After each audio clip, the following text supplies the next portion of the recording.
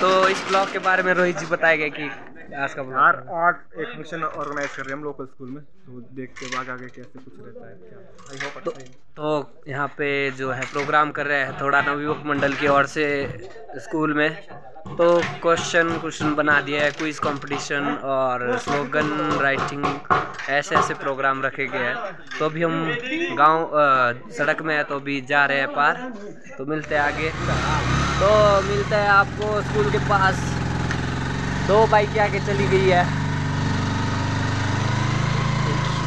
Guys, तो पहुंच चुके हैं अभी हम स्कूल के पास। ये है नवयुवक मंडल के हमारे मेंबर्स।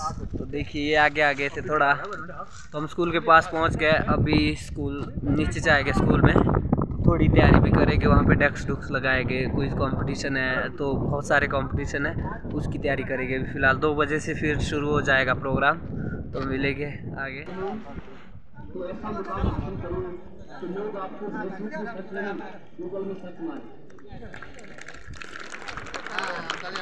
स्वागत है शर्मा जी आपका बहुत बहुत।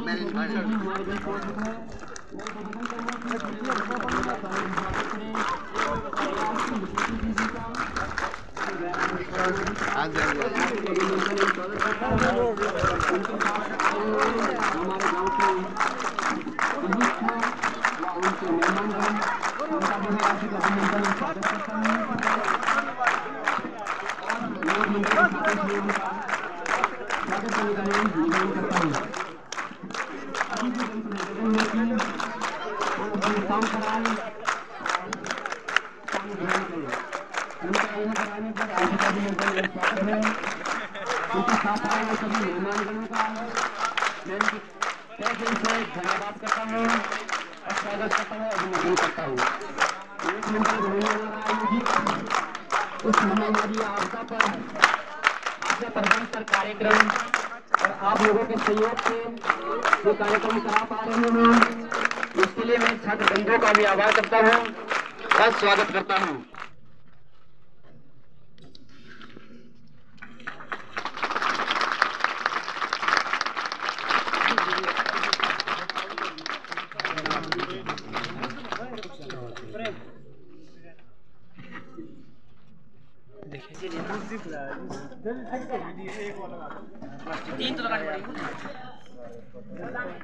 आने से कार्यक्रम में रौनक लग जाती है, अतिथि के आने से कार्यक्रम में रौनक लग जाती है, अतिथि के आने से।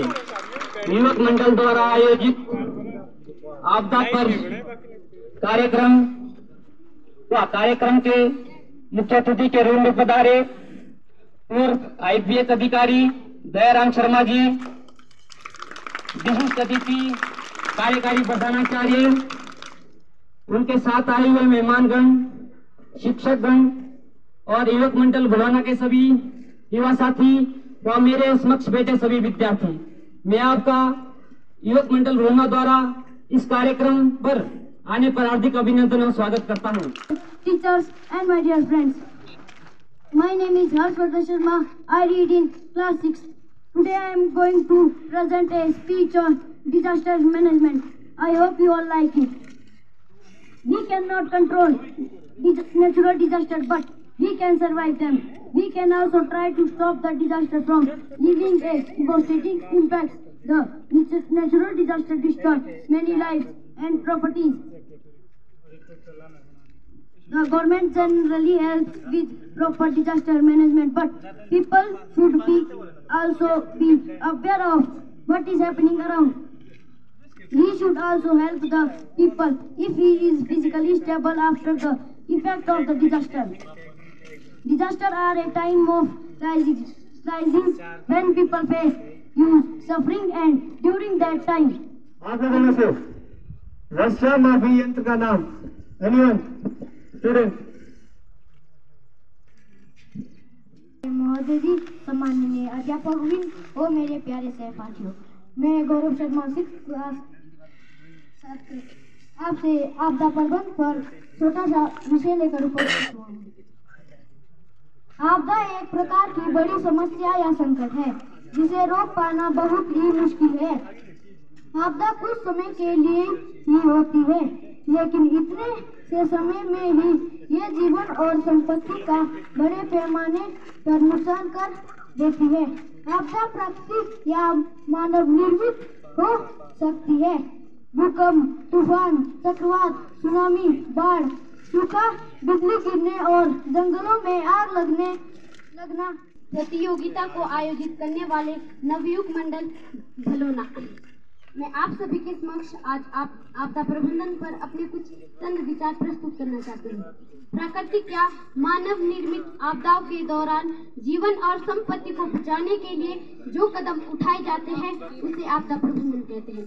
विश्व में किसी भी देश में प्राय बाढ़, भूस्खलन, चक्रवात, भूकंप, सुनामी की घटनाएं होती रहती है। आपदा इनके प्रभाव को कम करने का एक सतत प्रक्रिया है। आपदा कई प्रकार की होती है, जैसे मानव निर्मित आपदा, सूखा, बाढ़, भूस्खलन, चक्रवात। मानव निर्मित आपदाएं विस्फोट, बम विस्फोट, जैविक एवं रासायनिक आपदाएं। आपदा ना किसी के अभाव में जियो, ना किसी के प्रभाव में जियो, ये जिंदगी है आपकी, इसे अपने स्वभाव में जियो। अब बढ़ते हैं इसके प्रोग्राम पर। राज्य की वरिष्ठ माध्यमिक पाठशाला राड भलोना के इस प्रांगण में आज के इस उपलक्ष्य में उपस्थित मुख्य अतिथि महोदय श्री दयाराम शर्मा जी, रिटायर्ड कर्मी IPH विभाग, उनका स्वागत व अभिनंदन करने का मौका मिला है। साथ में मैं स्थानीय जो पंचायत है और स्थानीय गांव है इस इलाके का, गांव भलोना, वहाँ के नवयुक्त मंडल के जो पदाधिकारी गण हैं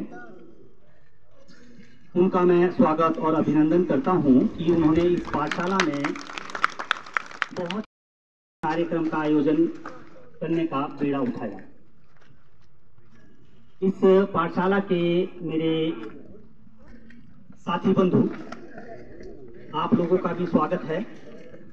व प्यारे बच्चों, जैसा कि आपको मालूम है कि में रखो ताकत, आवाज में नहीं अपने विचारों में रखो फसल, बारिश से होती है बाढ़ से नहीं। परम सामान्य प्रधानाचार्य मोहंती जी, सामान्य अध्यापक वृंद और इस कार्यक्रम को आयोजित करने वाले भलोना का नवयुग मंडल और निर्णायक मंडल, आज मैं आप लोगों के समक्ष आपदा प्रबंधन के बारे में अपने कुछ विचार प्रस्तुत करना चाहती हूँ।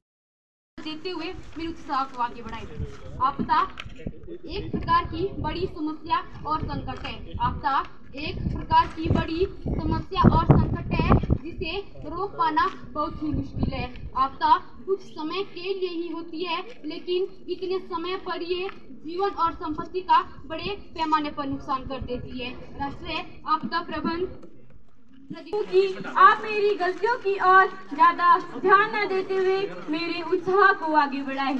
कुदरत की बेबसी में फंस गया इंसान, कुदरत की बेबसी में फंस गया इंसान, कहीं बाढ़ तो कहीं सूखे से मर गया इंसान, कहीं बाढ़ तो कहीं सूखे से मर गया इंसान। देखो ये कैसी प्राकृतिक आपदा आई है, देखो ये कैसी प्राकृतिक आपदा आई है, हर तरफ बस खामोशी सी छाई है, हर तरफ बस खामोशी सी छाई है।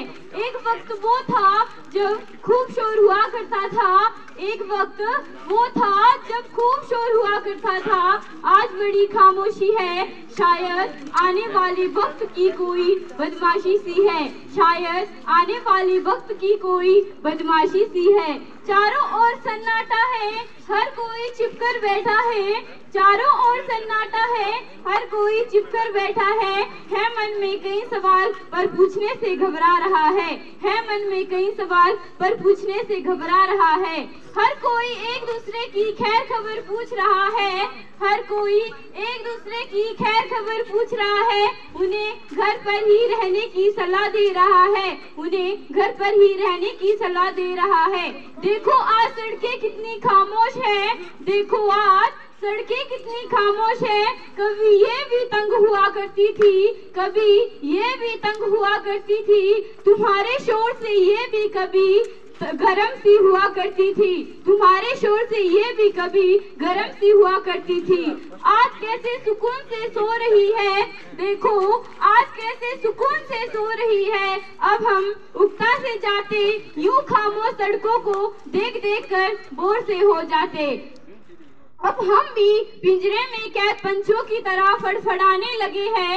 अब हम भी कैद पक्षियों की तरह पिंजरे में फड़फड़ाने लगे हैं। शायद उड़ने के लिए मचलने लगे हैं। कहाँ जाना है क्या करना है पता नहीं, कहाँ जाना है क्या करना है पता नहीं, बस निकलना चाहते हैं इस कैद पिंजरे से। शायद सोई हुई सड़कों को जगाना चाहते हैं, शायद सोई हुई सड़कों को जगाना चाहते हैं। उनके साथ भी कुछ पल बिताना चाहते हैं, उनके साथ भी कुछ पल बिताना चाहते हैं। अंत में मैं बस इतना ही कहना चाहती हूँ कि अभी जिंदा है हौसला, उड़ान बाकी है। अभी भी जिंदा है हौसला, उड़ान बाकी है। ये हवाओं का सिलसिला है, तूफान अभी बाकी है। ये हवाओं का सिलसिला है। तो जो मुस्कुरा रहा है उसे दर्द ने पाला होगा, कि जो मुस्कुरा रहा है उसको दर्द ने पाला होगा। जो चल रहा है उसके पैरों में छाला होगा, जो चल रहा है उसके पैरों में छाला होगा।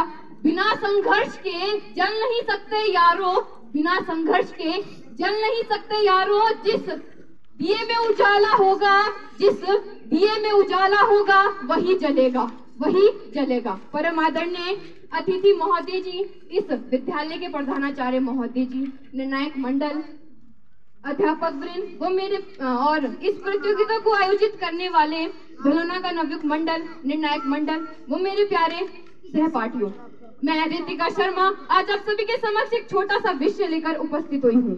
आशा करती हूँ आप मेरे विषय को ध्यान पूर्वक से सुनेंगे। आज हम सभी एक महत्वपूर्ण विषय पर चर्चा करने के लिए एकत्रित हुए हैं, जो बहुत गंभीर विषय है।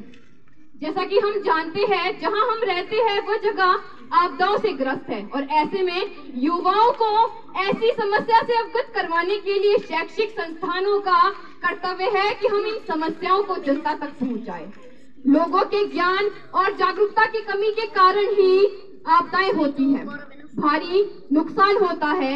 ऐसे में कोई भी व्यक्ति नहीं चाहता कि वो बार बार दर्दनाक परिस्थितियों से गुजरे, कोई भी व्यक्ति नहीं चाहता कि वो बार बार दर्दनाक परिस्थितियों में गुजरे। इसके लिए हमें पहले ही तैयार रहना चाहिए। प्राकृतिक आपदाओं का मुख्य कारण है कि हम अधिक से अधिक हमारे फायदे का व्यवहार है। हम चाहते हैं कि हमें हमारी जिंदगी आरामदायक गुजरे, जिसके लिए कि हम प्रकृति से खिलवाड़ करते हैं, जिसके लिए कि हम प्रकृति से खिलवाड़ करते हैं। कि कुदरत की बेबसी में फंस गया इंसान, कि कुदरत की बेबसी में फंस गया इंसान। कहीं बाढ़ तो कहीं सूखे में मर गया इंसान, कहीं बाढ़ तो कहीं सूखे में फंस गया इंसान। समय रहते ही हमें आपदाओं के मामलों को अधिक से अधिक जानकारी प्राप्त करनी चाहिए, ताकि हम इन समस्याओं से निपटा कर सकें। अधिक से अधिक पेड़ लगाने होंगे ताकि हमारे वातावरण में ऑक्सीजन की कमी बढ़ जाए और कार्बन डाइऑक्साइड का लेवल कम हो जाए। अनिश्चित समय में ऋतुओं का परिवर्तित होना ग्लोबल वार्मिंग के ही कारण हुआ है। हाल ही में 8 जुलाई से 12 जुलाई 2023 के मध्य हिमाचल में त्रासदी के कारण हिमाचल की त्रासदी ने 2013 की केदारनाथ की त्रासदी को फिर से दोहराया है, जिससे कि हमें सीखने को मिलता है कि हम समय रहते प्रकृति के सकारात्मक उपायों को जान ले। अंत में मैं अपने शब्दों को कुछ पंक्तियों के साथ खत्म करना चाहूंगी कि आंधी तो गुजर गई के निशान अभी। सिरमौर का जिला मुख्यालय कहाँ है? हाथ खड़े करने बस। हाथ खड़े करने। 6 क्लास से बोल दो कोई। काफी दे दो। पहले में ज्यादा साथ। और आसान क्वेश्चन। हिमाचल प्रदेश के उप मुख्यमंत्री का नाम। हाथ खड़े कर दो। खड़े हो जाओ। सर बोलने का। और कोई 6 7 तालियां तालियां पहले बता दो।